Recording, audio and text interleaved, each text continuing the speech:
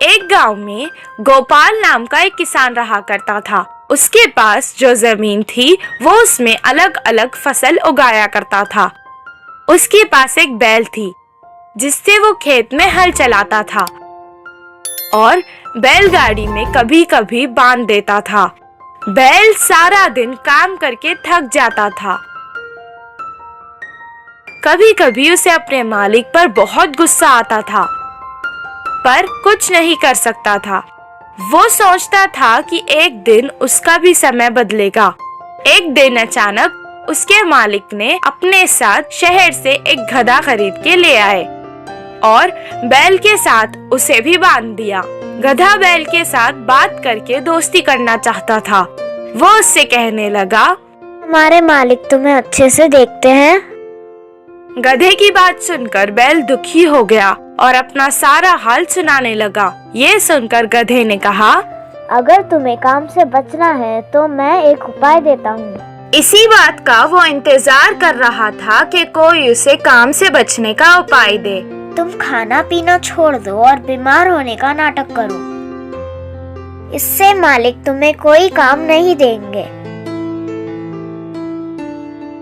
गधे की सलाह सुनकर अगले दिन से वो बैल वैसे ही करने लगा। ना खा रहा था, ना पी रहा था, ना ही खड़ सकने का नाटक कर रहा था। उसे बीमार देखकर किसान उसे छोड़कर अकेला ही खेत चला गया। वो वैसे ही सारा दिन तक बीमार होने का नाटक कर रहा था। 8 दिन बाद किसान ने उस तंदुरुस्त गधे को बैल की जगह अपने साथ खेत ले गया। जो काम वो बैल से करवाता था वो अब गधे से करवाने लगा। सारा दिन मेहनत करने के बाद गधा रात को थक जाता था। बैल को आराम करते देख के वो कहने लगा, अయ్यो, मैंने उसकी मदद करके अपना ही नुकसान कर लिया।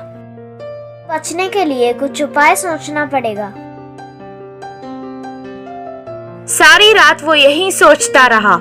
सुबह जब वो बैल के पास गया तो उससे कहने लगा कि तुम्हें देखकर मुझे बहुत अफसोस हो रहा है।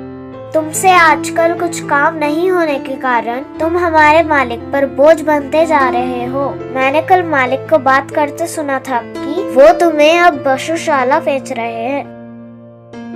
गधे की बातें सुनकर वो सोचने लगा कि अब उसे अपना नाटक बंद कर देना चाहिए। अगले दिन से वो तंदुरुस्त होकर खाने और पीने लगा।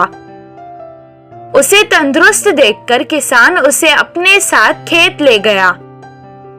अब वो उससे ही सारे काम करवाने लगा।